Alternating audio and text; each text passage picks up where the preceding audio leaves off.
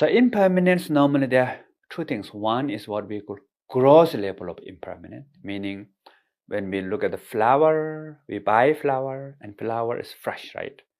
Then when you keep the flower and slowly, the flower is getting older. One day flowers totally become like bad, rotten or gone. Then we think impermanent. So that is easy to see.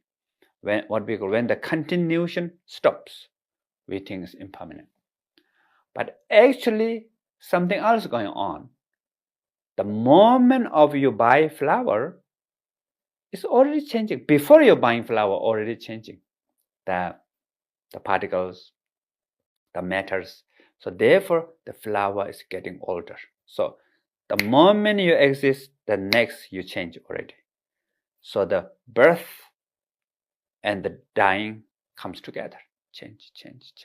So that's what we call subtle momentary impermanence.